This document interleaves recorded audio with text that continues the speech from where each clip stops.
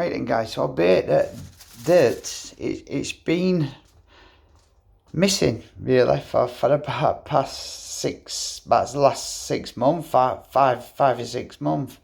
I've not used it, and after all in this today, I'm wondering why. Because it's a bait that's accounted for so many fish, late records that I've had anyway. Like the big common from Rother Valley, the one from Treaton, a few others that I've also had as well. I've had a few. I had quite a few fish from Old Mill on it. I've had fish from Motlands. It was definitely me go-to bait at one point, but I've just added. It's the same mix as I've always used. The same amount of synthetic flavour that's in there anyway. The banana and pear and the toffee, milky toffee. So it's the same amount of that as I've always added. Now the people that buy it are always amazed at how strong it smells. Don't ever be put off by that. Not with these. If it weren't off me, I probably would have been a bit myself. I'd have thought that's a bit strong, but the success I've had on it speaks for itself. So there's no need to worry about that at all. It's deadly. So the best results I've had on it as well have been fishing it.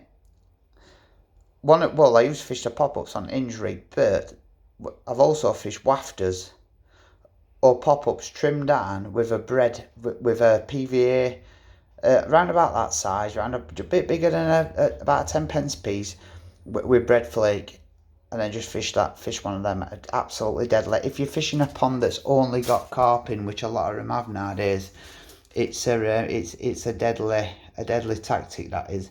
There's a lot of nut in it. There's a lot of SM plus baby milk, and there's also some other milk that's in this. It's just really creamy. When you're making it, the mix of it just seems so creamy. It's unbelievable. So it's definitely got a lot more full value to it now, like all the baits have. But it's the same old banoffee, just with more full value. So it's definitely a bait that I'm starting to wonder now why I ain't been using it as much as I used to. It's because I've just got that good of results on whale's breath. But when I go back and look at pictures and I look at the results I've had on this over the years, it's by far been the best bait. And it was all really through an angler that were fishing.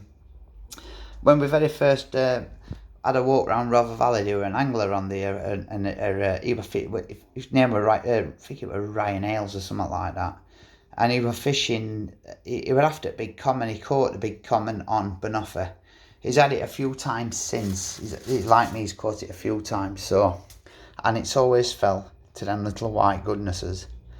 And it's come off same spot pretty much twice with me. I've had it off pretty much the same, and I'm talking to 6 foot within 6 foot. I've had it off pretty much the same spot. And then my brother had it on again, white banoffee. So that fish definitely likes banoffee. Same as the other one that's in a treat, and that big common, that likes banoffee, and it also liked the pineapple as well, the pineapple and butyric acid. So we're fishing both of them when I had that. So most of the fish that I had on are to treat and were caught on either on banoffee or on that pineapple and butyric acid. But back then I added bloodworm to it, called it bloody pineapple.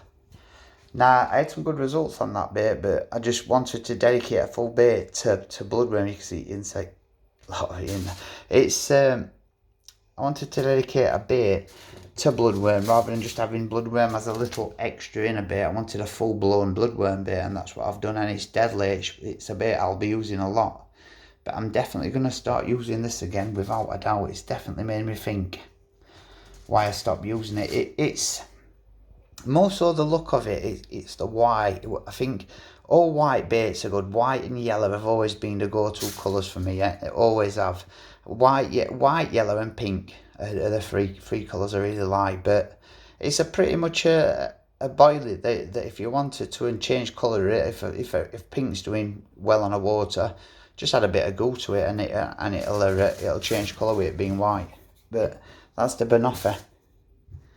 So that's definitely going to be getting used. So now I'm pretty much ready to go now. It's just a case of just air drying these down and then getting them in freezer, and then I'm ready to go. I've put quite a bit of it for sale on Marketplace and that. More people are asking me off Marketplace and off other YouTube and stuff like that than it's amazing with bait, because you get people that do you nothing for it constantly. Can you do me some bait? Can you do me some bait? You finally roll the bait and say, I've got some bait if you want some, and they don't get back to you. Once it's gone, and you say it's gone, they'll say, have you got any bait left? Fucking crazy, honestly, absolutely crazy. So from now on, I think it's just going to be the few that I've got now, and that's it. I ain't messing about. It's most people want a shelf life bait.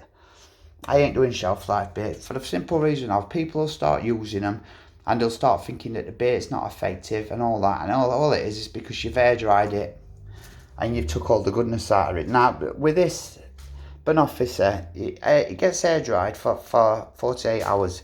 It's still got a little bit of moisture in it. Now they do dry fairly fast. These baits, so after 48 hours it'll be pretty dry, but it will still retain a bit of tension, which means it's going to leak attraction out into water rather than just pulling lake water into it. They already look like a washed out bait as it is. Does this banoffee? There's no need for any of that. But I'm really happy with them. I think they've come out really nice. I do like white baits though, so we'll see how we go with them. Banoffee.